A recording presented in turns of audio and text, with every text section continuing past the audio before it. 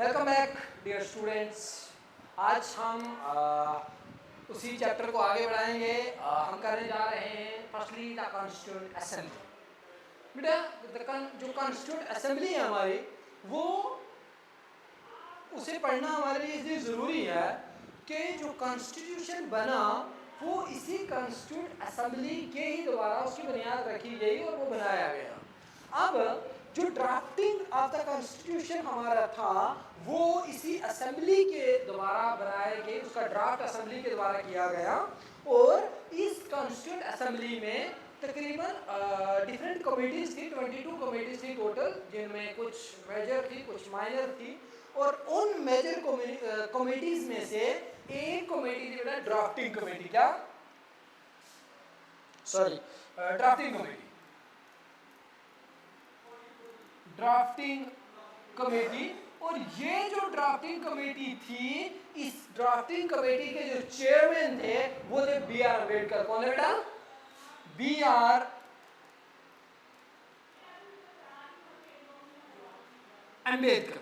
अब इस drafting committee ने ही हमारे कॉन्स्टिट्यूशन का जो ड्राफ्ट था वो कंप्लीट करा। अब ये कहते हैं कि जो कॉन्स्टिट्यूएंट असेंबली थे रिप्रेजेंटेटिव्स के 299 थे।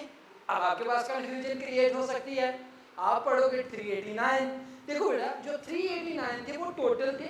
उनमें से जो आपको पता है कि जो कैबिनेट मिशन प्लान आया था 1942 में, उस कैबिनेट मिशन प्लान ने ही क्या किया था, उसी के बाद हमारी कॉन्स्टिट्यूएंट असेंबली बनी। और जब 1942 में कैबिनेट मिशन प्लान आया तो तब 389 टोटल मेंबर्स में से representatives of the different bodies like Muslim league, Indian national Congress, या वो सारे लोग थे।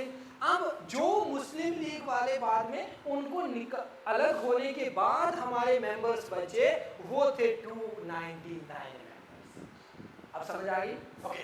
अब कहता है कि एक कॉन्स्टिट्यूएंट असेंबली ने टाइम कितना लिया हमारे कॉन्स्टिट्यूशन को बनाने के लिए?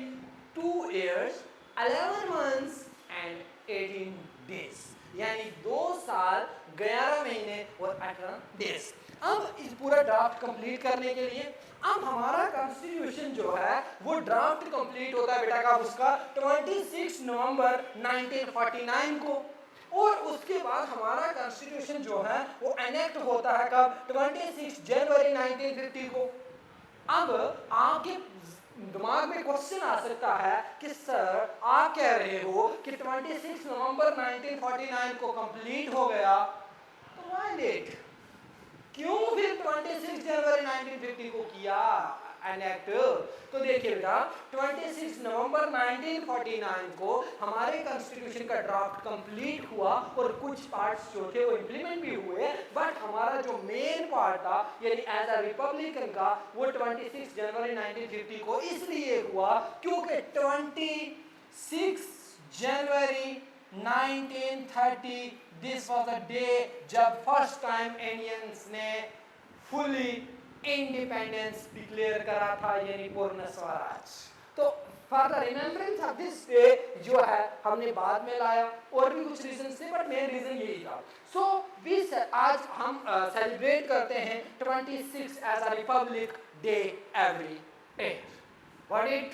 ओके, नेक्स्ट चलते हैं। इसका अगर आपको क्या वो लेना है, स्क्रीनशॉट लेना है तो आप ले लीजिएगा, ठीक है?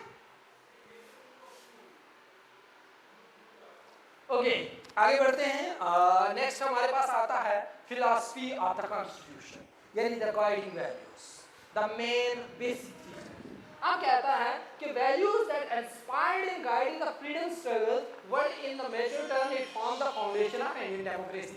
अब जो हमारी फ्रीडम स्ट्रगल थी, यानी जो हमारी नेशनल मूवमेंट थी, वो नेशनल मूवमेंट हमारे लिए एक बेसिक पॉइंट बनती है, एक बेस बनती है, जिसके बाद हमारा कॉन्स्टिट्यूशन भी बनता है और हमें इंडिपेंडेंस भी मिलती है। क्योंकि अब these values are embedded in the preamble of the Indian Constitution। अब जो हमारे कॉन्स्टिट्यूशन के मेन पार्ट्स हैं, मेन फीचर्स हैं, ये जो भी कॉन्स्टिट्यूशन के अंदर लिखा गया है वो सारी की सारी चीजें कहाँ पे हैं? हमारे प्रियम्बल में भी दी गई हैं।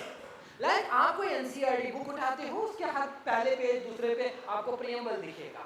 अब देखो प्रियम्बल इंपॉर्टेंट क्यों है? क्योंकि preamble preamble is the preface of Indian Constitution. Preamble क्या है? It is the preface of Indian constitution. Preamble हमारे कॉन्स्टिट्यूशन का प्रीफेस है. अब प्रीफेस क्या होता है? फिर से डाउट में नहीं पढ़ना, मैं बताता हूँ. जैसे आपके पास कोई बुक होती है, अब उस बुक का इंडेक्स पेज होता है. जो इंडेक्स पेज पे जिन चैप्टर्स के जिन यूनिट्स के नाम होते हैं, उन्हीं चैप्टर्स उन्हीं यूनिट्स के रिलेटेड पूरी बुक में लिखा होता है.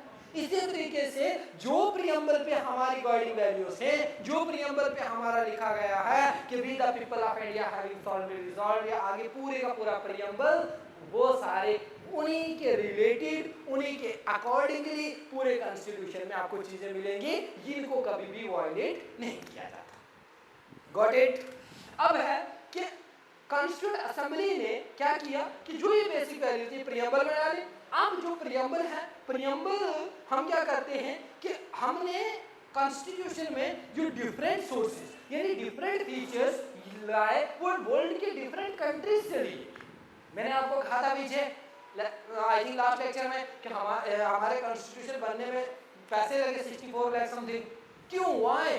क्योंकि हमारे जो कॉन्स्टिट्यूशन मेकर्स थे वो डिफरेंट कंट्रीज में घूमे, वहाँ के कॉन्स्टिट्यूशंस को पढ़ा, पढ़ने के बाद उनके जो इंपॉर्टेंट फीचर्स लगे, उनको जो बेस्ट फीचर्स लगे, जो हमारी सोसाइटी के लिए, हमारी कंट्री के लिए बेस्ट थे, वो सारे के सारे अपने कॉन्स्टिट्यूशन में लाए. समझ आई? समझ ना भी आए तो आपने कमेंट सेक्शन में पूछना है क्वेश्चन, और हम आपका डाउट नेक्स्ट वीडियो के में आते ही पहले आपका डाउट क्लियर करेंगे, फिर नेक्स्ट लेक्चर स्टार्ट करेंगे.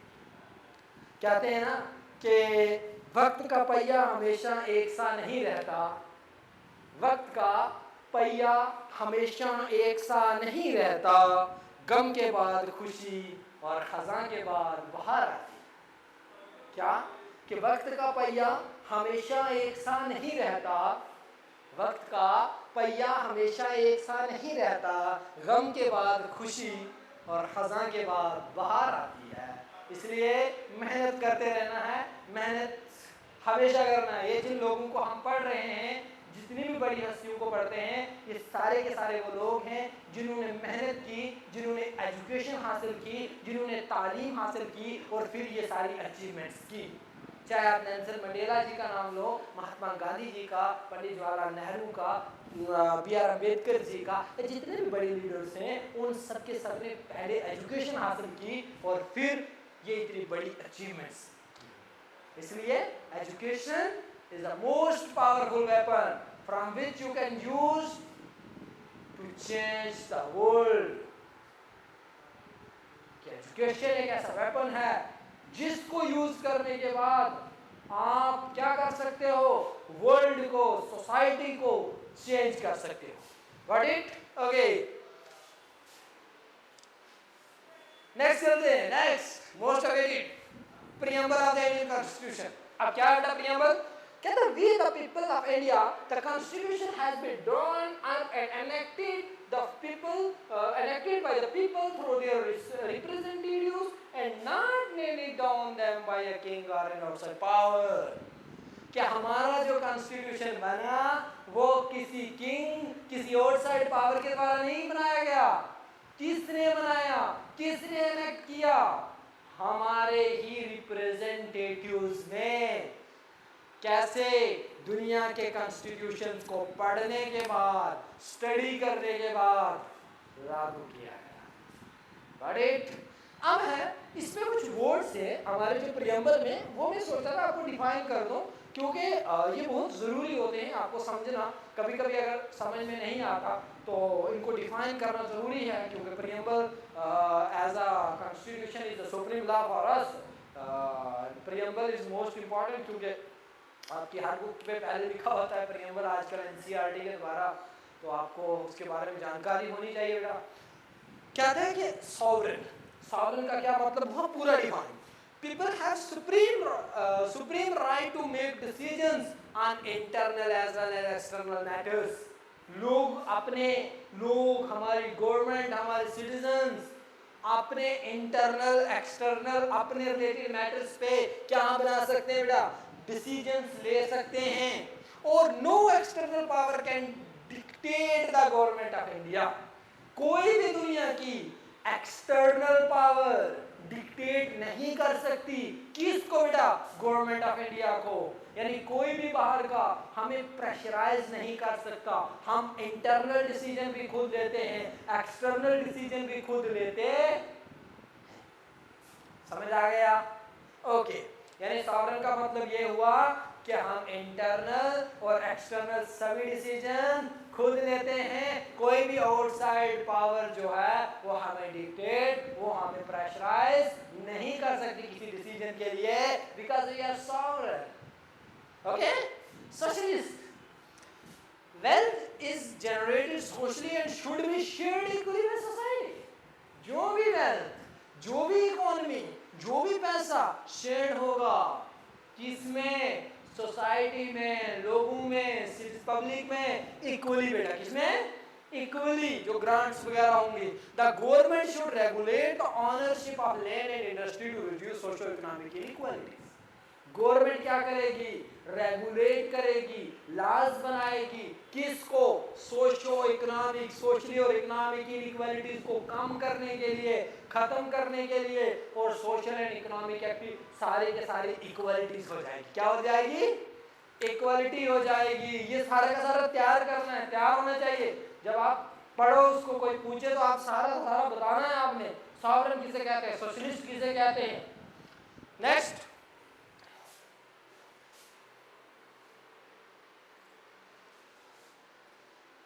ओके, फर्दर आप ऐसे भी अगर ये स्क्रीनशॉट वगैरह नहीं मारोगे, आप हमारे Telegram group career makeup note से जाके फ्रीली डाउनलोड कर सकते हो ये पूरे का पूरा पीडीएफ। बट अब हम बेटा दे रहे हैं सेकुलर वोट। सेकुलर का मतलब सिटीजन्स। ये सिटीजन्स जो है ना बेटा, ये वाला इसी का पार्ट है, यानी यहाँ पे कुछ नहीं है। Citizens have complete freedom to follow any religion. जो भी लोग हैं उन्हें complete freedom है रिलीजन, अपने रिलीजन को मानने के लिए, but there is no official religion. कोई एक official religion नहीं है। दूसरा, the government treats all religion, beliefs and practice with equal respect, and government have to treat all religion and their beliefs in equal manner. समझ आ गई? क्या समझ आया? सेकुलर का क्या समझ आया आपको? कि सेकुलर का मतलब कोई ऑफिशियल एक रिलीजन नहीं, सारे के सारे जो रिलीजन्स हैं कंट्री में with in the territory of India, उन सारे के सारे को गवर्नमेंट क्या करती है? इक्वल ट्रीट करती है। समझ आया ना? दूसरा बेटा डेमोक्रेटिक। अब देखना, अब फॉर्म ऑफ गवर्नमेंट, ये डेमोक्रेसी वाला ने मैंने पीछे चैप्टर पढ़ाया है। अगर आपको डेमोक्रेटिक या डेमोक्रेसी में कोई प्रॉब्लम होगी तो आप जाके लेक्चर देख सकते हो। डेमोक्रेटिक में ये हुआ कि जो लोग हैं वो अपने इक्वल राइट्स एंजॉय कर सकते हैं, और जो रूलर्स उनके हैं उन सबको इलेक्ट कर सकते हैं अपनी मर्जी से। ठीक है? ओके, अब आता है रिपब्लिक। रिपब्लिक में आता है कि head of the state is an elected person and not a hereditary position. जो हेड ऑफ द स्टेट है, दो होते हैं बेटा।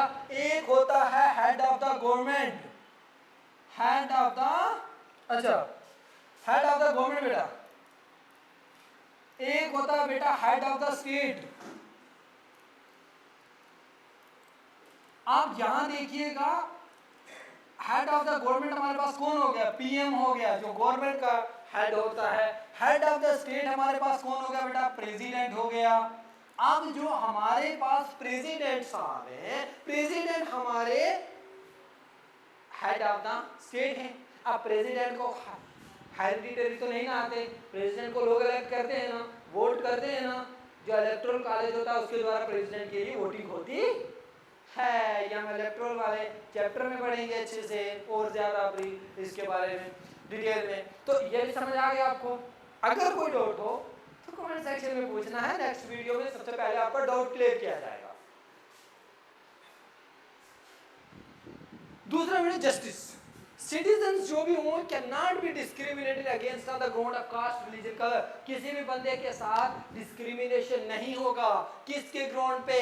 कास्ट पे, रिलीजन पे, जेंडर पे, और कोई भी सोशल इनइक्वालिटीज नहीं होंगी, उनको कम किया जाएगा। और क्या होगा? गवर्नमेंट को काम करना है वेलफेयर ऑफ ऑल के लिए। वेलफेयर ऑफ ऑल का मतलब यहाँ ये हुआ बेटा कि जितने भी लोग हैं सबकी वेलफेयर के लिए इक्वली काम करना है और government should work for the welfare of all. और जो भी ग्रुप्स है जिनको होता है, जैसे फॉर एग्जांपल डिफरेंट टाइप्स के लोग ग्रुप्स होते हैं, चाहे कल्चरली या बाकी तरीके से, तो उन सब के लिए, यानी डाइवर्स का मतलब हुआ ना डाइवर्स ऑल तरीके से, डाइवर्सिटी रिलीजन में डाइवर्सिटी मतलब अलग अलग रिलीजन के लोग, अलग अलग कास्ट, अलग अलग कम्युनिटी, तो उन सब के लिए गवर्नमेंट को इक्वल ट्रीट करके उनकी वेलफेयर के लिए काम करना है और उन सबको जस्टिस देना है। दूसरा बेटा liberty, there are no unreasonable restriction, ये अनरीजनेबल है, ये यहाँ से आगे रिस्ट्रिक्शंस है on the citizens in what they think, how they wish to express their thoughts and the way they wish to follow their own thoughts in action। क्या सोचते हैं, क्या करते हैं, अनरीजनेबल कोई रिस्ट्रिक्शंस नहीं। इक्वालिटी पहले बताया मैंने, इक्वल बिफोर लॉ, लॉ के अंडर, लॉ के accordingly we all are equal, got it. फिर आते बेटा यहाँ पे भी नहीं, द ट्रेडिशनल है, द ट्रेडिशनल सोशल इनइक्वालिटीज जो है वो खत्म, कोई इनइक्वालिटीज नहीं होगी, सारे के सारे इक्वल और इक्वल अपॉर्चुनिटीज मिलेगी सभी लोगों को। Fraternity that is brotherhood, fraternity मतलब ब्रदरहुड, और all of us should behave as if we are members of same family, हम सबको बिहेव करना है कैसे, जैसे हम किसी एक ही फैमिली के मेंबर हों। दैट मीन्स फ्रेटर्निटी का क्या बताया मैंने, ब्रदरहुड। क्लास के बाद सारा तैयार होना चाहिए। No one should treat a fellow citizen as an inferior, कोई बंदा किसी एक, कोई एक सिटीजन किसी दूसरे सिटीजन को, यानी कोई एक बंदा किसी दूसरे बंदे को इंफीरियर नहीं समझ सकता। We all are equal and we have to follow the rules and regulations. कौन से, जो हमारे कॉन्स्टिट्यूशन ने हमें दिए। आई होप ये आपको समझ आया होगा। अच्छा ये ना लास्ट है, constitution design, that is the chapter.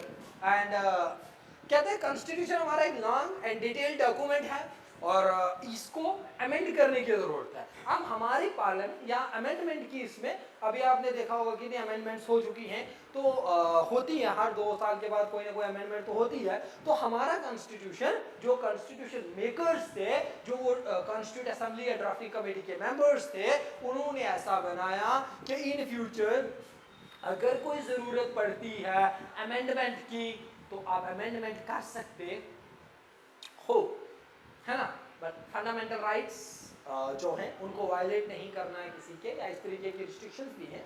अच्छा, those who drafted the constitution, इन्होंने देखा कि अगर बाद में किसी को चेंज सोसाइटीज़ में आती हैं या कहीं पे कोई ऐसी सर्कमस्टेंसेस या कुछ होता है, तो अमेंडमेंट के लिए इन्होंने प्रोविजन रखा। फिर क्या आता है, so they made provision to incorporate changes from time to time, amendment हो सकती है, और these changes are called constitution amendment. तो बेटे जो ये चेंजेस बोला, इन्होंने कहा so they made provisions to incorporate changes, उन्होंने प्रोविजन रखा किसके लिए, चेंजेस के लिए। तो in the term of political science इन्हीं चेंजेस को हम कहते हैं बेटा अमेंडमेंट। क्या कहते हैं, गॉट इट। अब आता है all countries that have constitution are not necessarily democratic, जितनी की जितनी कंट्रीज में कॉन्स्टिट्यूशन है वो सारी की सारी डेमोक्रेटिक हों, ऐसा भी नहीं होता। फिर all countries that are democratic will have constitution, but जिन कंट्रीज के पास कॉन्स्टिट्यूशन है, ये जो कंट्रीज डेमोक्रेटिक हैं, वो सारी की सारी उन जिनके पास जो डेमोक्रेटिक है उनके पास कॉन्स्टिट्यूशन होता है। अब इसको मैं एक आम लैंग्वेज समझाता हूँ। ये कहता है कि ऑल कंट्रीज, जितनी कंट्रीज के पास कॉन्स्टिट्यूशन है वो डेमोक्रेटिक हो, ये जरूरी नहीं है। कुछ के पास कॉन्स्टिट्यूशन होता है लेकिन वो डेमोक्रेटिक नहीं होती। बट जितनी भी कंट्रीज, जो भी कंट्रीज डेमोक्रेटिक हैं, उनके पास कॉन्स्टिट्यूशन होता है। ये था आपका चैप्टर, ये आपने इसको रिवाइज करना है। फर्दर आप हमारे सोर्सेज से भी हम ये पीडीएफ डाउनलोड करके कर सकते हो। इसके अलावा आप अगर और थारो स्टडी करना चाहते हो तो आप एनसीईआरटी को रीड आउट कर सकते हो एक बार, उससे भी ज़्यादा, और फिर दोबारा वीडियो देखोगे तो और अच्छा समझ आ जाएगा। हमारी सीरीज जो है, इस सीरीज को आपने लगातार फॉलो करना है। और इसीलिए कहते हैं ना कि गिरने से डरने वाले कभी चल नहीं पाते, गिरने से डरने वाले कभी चल नहीं पाते, और मुश्किलें ही इंसान को जीना सिखाती हैं। क्या कि गिरने से डरने वाले कभी चल नहीं सकते, और मुश्किलें ही इंसान को जीना सिखाती है। आपने स्टडी करनी है अच्छे तरीके से, और डिस्ट्रक्शन कम, स्टडी ज़्यादा, और फर्दर देखते रहिएगा हमारी ये लेक्चर सीरीज। और ठीक है, और ये आपने फॉलो करते रहना है। ठीक है, पाओगे।